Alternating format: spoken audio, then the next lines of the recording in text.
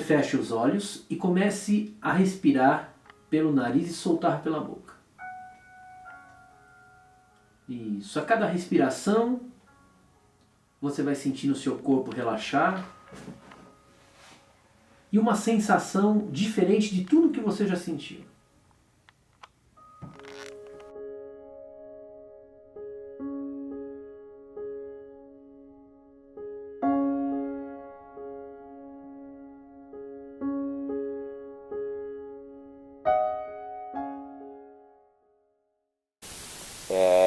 Algumas vezes eu tenho sensação de ter machucado alguém no trânsito. Lá no passado eu ficava indo e voltando, refazendo o caminho. Hoje eu já não faço isso, que para mim é um grande avanço. Você fazia para conferir se não deixou ninguém machucado? Isso, realmente para ver se não tinha. E quando eu falo assim, mas tá bom, ele fazia isso uma vez por dia. Não, todas as vezes que eu saía de carro, eu fazia. Um percurso que eu demorava 15 minutos, comecei a demorar 30, 40, 50 minutos. Até que um dia eu fiquei 3 horas na Marginal, na mesma ponte, subindo e descendo. E foi quando eu tomei coragem, porque a primeira coisa que veio, eu disse assim, tô louco, realmente eu machuquei, não aguento mais. Mas eu vi que é uma doença como qualquer outra, né? O período para poder aceitar demorou um tempo, porque não é quando você descobre. Então, esse evento aconteceu com 24, eu fui diagnosticado com 27. Mas eu só fui aceitar que eu tinha essa doença depois que meu pai faleceu, porque eu tinha muita vergonha. E então hoje, quais são os rituais mais fortes? Tem esse do carro. Todas as vezes que eu saio de carro, eu preciso mentalmente refazer o percurso várias vezes. Como eu virei naquela rua, se eu dei uma brecada brusca, como eu mudei de faixa. Vamos falar, ser muito sincero, isso é extremamente ruim. Isso me angustia algumas vezes, apesar que eu venho melhorando. Um outro que eu tenho, toda vez que eu vou sair de casa, eu preciso manter as coisas em ordem em casa. Hoje eu moro num apartamento pequenininho, moro com a minha esposa, mas eu preciso em cada dormitório, preciso ir no banheiro, preciso ir na sala, preciso ir na lavanderia, ver se as coisas estão em ordem. Mas depois de tudo isso que eu estou fazendo do tratamento, eu tenho percebido desses tratamentos que tem melhorado. Então, por exemplo, para poder sair de casa hoje para vir para São Paulo, se eu demorei 3 minutos, para mim foi muito. Mas ao mesmo tempo, para mim é pouco, porque eu demorava meia hora, 40 minutos. E eu tinha muito o ritual da escrita. Todo pensamento que vinha, eu precisava transcrever. Então, se você estava comigo, provavelmente ia ter uma caneta e um papel no bolso, né? Então, esses são os principais. Eu já tive vários outros que hoje eu não tenho mais, ou vamos dizer assim, eles são controlados. Eles não têm um significado para mim.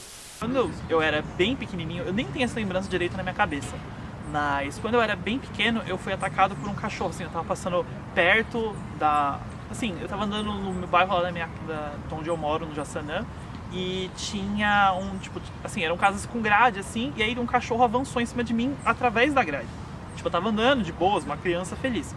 E aí o cachorro avançou em mim, e isso me deu um medo que eu não sei da onde surgiu exatamente, mas eu mantive ele por muito tempo e assim, até eu começar o tratamento, eu tinha um medo surreal, assim, tipo, quando eu era menor, eu não conseguia ficar no mesmo ambiente com um cachorrinho assim, um poodle, um cachorrinho muito pequeno, eu tinha muito medo, me dava agonia, aflição, eu não conseguia, eu queria toda hora saber onde é que estava o cachorro e manter a máxima distância possível. Eu, às vezes, quando eu era menor, eu chegava a atravessar a rua até, se eu visse um cachorro de um lado da rua, assim, era algo muito forte, assim, sabe, pra mim era algo muito difícil de ter que lidar.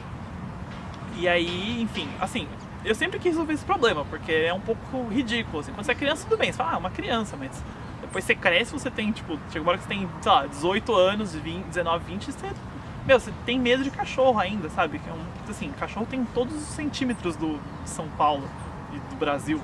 Então, assim, é bom você, assim, eu queria muito perder esse medo, sabe? Aí eu fui checar como, né? E aí, por acaso, eu descobri hipnose e aí juntou tudo. Eu falei, vamos ver se eu consigo resolver esse problema, né? Eu vi que dava pra tratar fobias e coisas do gênero. Eu falei, por que não? E aí eu investi nisso. O tratamento de hipnose, ele surgiu de uma entrevista que eu dei para um programa da Rede TV, documentário Verdade. Eu não sei se era o editor, um jornalista-chefe, que comentou se eu aceitaria um desafio passar por uma sessão de hipnose como eu já fiz vários tratamentos e sou extremamente aberto e um pouco curioso, eu aceitei esse pedido. Eu sou uma pessoa curiosa. E aí, um belo dia eu tava vendo vídeos no YouTube sobre justamente hipnose. Assim, aleatoriamente, tava vendo youtubers e aí caí num vídeo de um youtuber que faz hipnose, o Pyong Lee, não sei se vocês conhecem. E aí eu me interessei, achei muito interessante. E eu descobri que dava pra... Aí, assim, eu fui vendo um vídeo, vi outro. E chegou uma hora que eu caí tinha lá nas sugestões de como a hipnose poderia tratar os seus problemas.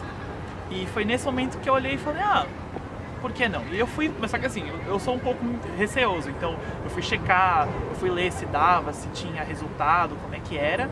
E aí, depois de dar uma olhadinha assim por cima, eu falei, não, tudo bem, resolvi seguir com a hipnose, assim, eu achei legal. E aí eu fui procurar justamente como fazer e tal. E assim, achei interessante. Aí um belo dia eu falei, por que não? E fui atrás. Se eu fosse resumir rápido, hipnose não tem nada a ver com religiosidade ou espiritualidade. Hipnose é um grau avançado de concentração por um estado de consciência alterado. Hipnose é um estado modificado de consciência. Não é desmaiar, não é sair do corpo. Quando você assiste um filme, por exemplo, e você esquece de tudo que está acontecendo ao seu redor, você está, de certa forma, hipnotizado. Ou seja, é o hiperfoco. Quando você presta atenção apenas na minha voz, eu falo para você, olha, fecha os olhos agora e preste atenção apenas na minha voz. Isso já é hipnose. Hipnose é tudo que você pega, todos os sentidos, e deixa ligado num único foco. Isso é hipnose. Eu falo sobre religião no bom sentido. O evangélico diz orar, o católico diz rezar, o espírita diz vai fazer uma prece. Não importa. O que importa é que quando você for rezar, orar ou fazer prece, você precisa estar focado. E 90% das pessoas, quando fazem orações, por exemplo, eu vou só para comparar o que é o transe hipnótico. As pessoas entram num quarto ajoelhadas, começam a orar, Deus, eu quero te ver. Fecha a porta, pô, que eu tô orando. Aí tá, Deus, nossa, deixa eu desligar o celular. Ai, Deus, desliga aí. Isso não é oração. Oração é quando você entrar num quarto e for fazer sua oração, um exemplo, e cair uma bomba e destruir sua casa, seu quarteirão, sobrar só o quarto que você está. Quando você, no final da sua oração, diz assim, amém, obrigado, putz, o que aconteceu? Isso é hipnose. A hipnose te leva a esse estado. Você vê tudo o que acontece, ninguém fica inconsciente, mas você está focado. A hipnose é a única ferramenta que promove um encontro pessoal entre você e você mesmo. Resumindo a hipnose. No começo eu achei uma coisa assim, eu estava muito desconfiado, né? Mas eu tive algumas reações durante a sessão que me fizeram acreditar que alguma coisa pode me ajudar, né? E tem me ajudado. Então foi dessa forma que eu acabei conhecendo a hipnose, porque até então era mais por televisão, mas sinceramente achava que era uma coisa que não era verdadeira. Hoje as pessoas entenderam, ou pelo menos uma parte dessas pessoas, que a hipnose é científica, então a gente desmitifica com questão espiritual, com questão, enfim, com questão mística, né? E também as pessoas não têm muito mais tempo para fazer terapias longas e também não querem tomar medicamento, né? Ficar com medicamento por muito tempo. E elas acabam procurando pela hipnose. Agora, um detalhe muito importante. Hoje muitos médicos, psiquiatras, muitos psicólogos indicam seus pacientes que não estão evoluindo com medicamento ou com terapia convencional para hipnose. Isso nos ajuda, então, a aumentar o número de pessoas procurando a hipnose. A hipnose, ela não é concorrente da psicologia, da medicina. Ela é uma ferramenta que o psicólogo, o odontólogo ou o médico pode ter. E os que tomaram consciência disso têm essa ferramenta. Hoje você pode amputar membro de uma pessoa sem anestesia, você pode fazer extração de dente, pessoas que têm medo de agulha. E o psicólogo que tem essa ferramenta para ele vai ter um trabalho de terapia mais breve. A hipnose no Brasil, ela é autorizada, mas não regulamentada. Para você ter uma ideia, o CRM, o CRP, o CRO, eles aprovam a hipnose como uma ferramenta para esses profissionais utilizarem. A hipnose que eu utilizo está baseada na neurociência. Hipnose hoje é uma ciência e tem como ser comprovada. Mas não tem um dono da hipnose, entende? Então não precisa ser certificado. Por isso você vai encontrar profissionais e profissionais. O que você precisa é ter ética. É o primeiro passo, ter ética. Provavelmente, futuramente, acredito que podem até regularizar e criar um conselho. Mas hoje você faz um curso de hipnose e você pode amanhã começar a fazer atendimento, se você estiver preparado. E explico para as pessoas o seguinte: nenhum hipnólogo no planeta vai hipnotizar você se você não quiser. Você precisa querer. Tá bom? Então feche os olhos, por favor, e aí a gente apaga a luz aqui, né? Para que a gente tenha um clima diferente. Não é nada com cromoterapia, nada disso. É só um clima diferente. Então, eu quero que você feche os olhos e comece a respirar pelo nariz e soltar pela boca. Isso. A cada respiração, você vai sentindo o seu corpo relaxar.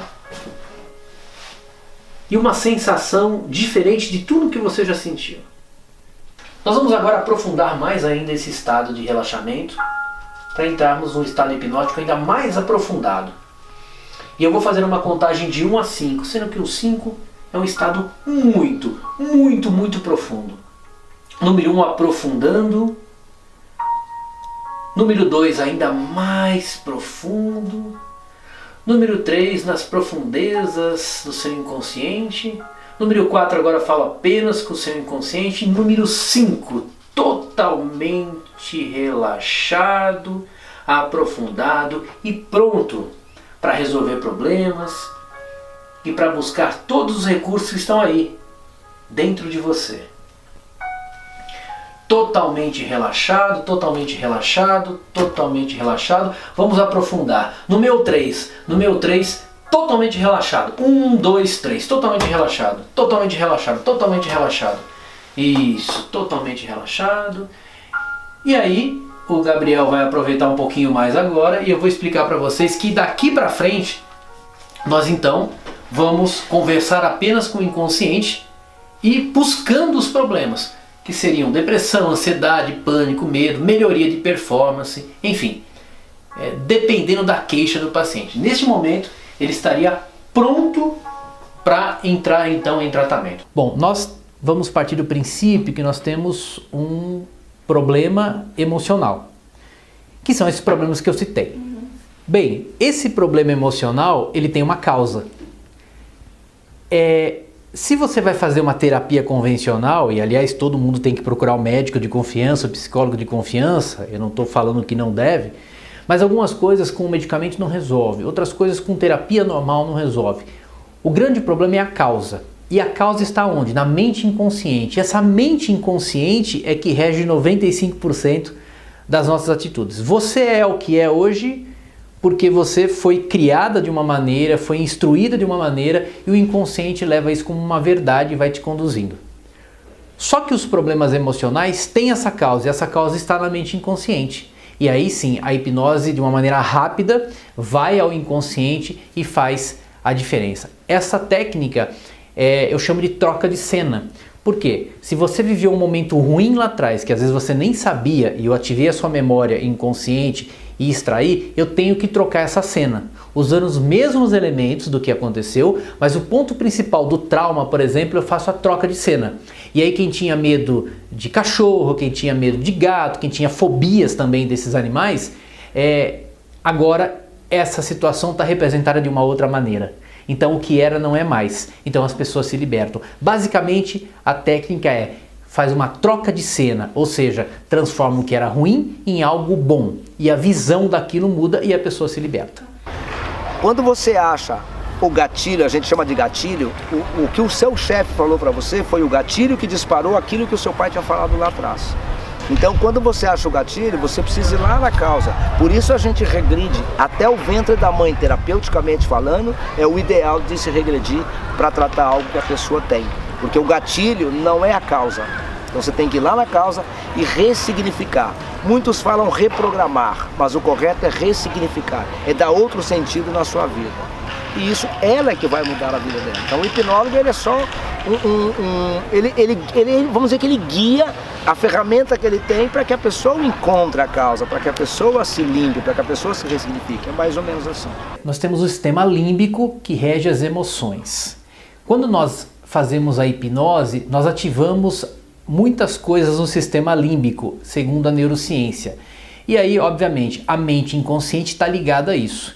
Então, alguns caminhos de sinapses, eles estão ali como uma depressão, uma ansiedade, eles estão ali de uma maneira. Quando nós ativamos a mente inconsciente, a própria mente inconsciente cria outros caminhos. Então ela te livra da depressão, da ansiedade, do pânico.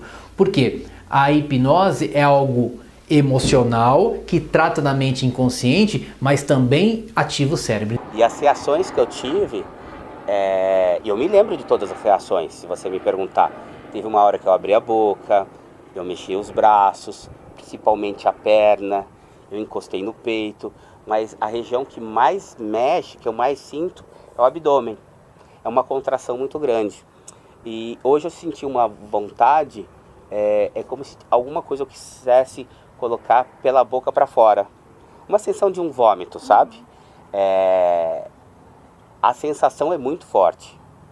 Ela não é fantasiosa. Eu sinto dor na hora. Eu sinto dor, eu percebo que eu estou encolhendo a perna, mas assim, sabe uma cãibra que a gente tem? A gente sente, mas o que provocou a cãibra? A gente não sabe. É bem por aí. Por que eu segurei de uma forma tão forte a região do abdômen? Mas foi a sensação que o corpo naquela hora queria. O que expressa isso? Talvez uma limpeza, não sei. Então, assim, ser hipnotizado é algo meio estranho, mas assim, é super normal. Tipo, você tá consciente o tempo inteiro do que tá acontecendo. Tipo, você não é apagado, não, você tá em todo o tempo sua consciência está funcionando e você tá pensando exatamente no que tá acontecendo. Você sabe, assim, eu lembro exatamente tudo o que aconteceu nas sessões, tipo, foi assim, assado, primeiro colou um estado de relaxamento, depois começou o tratamento. Então eu tenho uma lembrança bem clara disso, assim, não é algo que brota do nada na sua cabeça.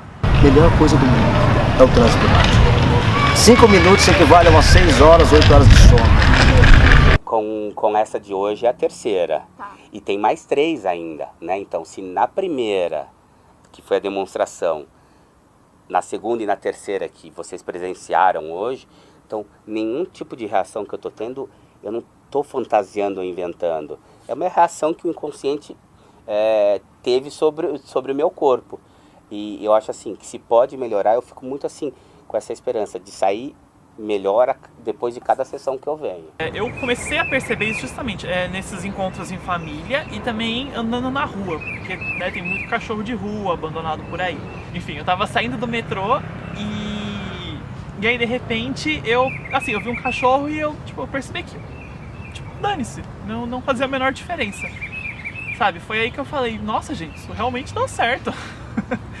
E aí, como eu fiz meu tratamento no finalzinho do ano e começo do outro, teve Natal em família de novo, e de novo tinha cachorro dando pra lá e pra cá, mas justamente eu tava bem mais calmo comigo mesmo, sabe? Eu não tinha aquela preocupação que eu tinha em outros momentos. Isso pra mim foi um divisor de águas, assim, sabe? Você poder ficar tranquilo e falar, sabe, tudo bem, não tem problema, estou aqui de boas, tem um cachorro ali, mas tudo bem, ele pode vir pra cá, ele pode tirar minha perna, eu não tem problema, entendeu? Porque antes isso seria um problema muito grave, hoje em dia não é mais. Depois que eu fiz o tratamento, assim, mudou bastante, porque justamente eu não tenho mais essa preocupação, sabe? Tipo, se estiver passando um cachorro do meu lado, eu não vou me importar como eu me importo. Tipo, se você me perguntasse isso há um ano atrás, se tivesse cachorro do meu lado aqui agora, eu ficaria com receio, eu não conseguiria ficar falando com você tranquilo. Eu ficaria agitado, eu colocaria, sei lá, a perna em cima do banco, sabe, pra tentar, tentaria ver, eu ficaria checando, será que ele tá aqui perto, será que ele foi pra longe? Eu ficaria inseguro, e hoje em dia eu não sinto mais isso. Eu acho que é muito cedo dizer assim que houve uma melhora brusca, não. Eu acho assim, e a gente nunca pode se esquecer que no meu caso, eu faço outros tratamentos. Eu acho que com a hipnose, com a junção de todos os outros, eu sinto uma melhora. Então, se eu for falar dos últimos 30 dias, eu acho que eu estou melhor. Não quer dizer que todos os dias eu estive bem ou os rituais não aconteceram. Mas assim, na média, eu acho que eu estou melhorando a cada dia e espero no final lá da 6ª consulta de poder dizer assim, olha, melhorei 90%. Essa é a minha expectativa. Mas não que se eu não chegar vai ser uma coisa, puta, não deu certo. Nada disso. Mas eu acredito que, mesmo que seja pouco, eu acho que vai ser muito válido.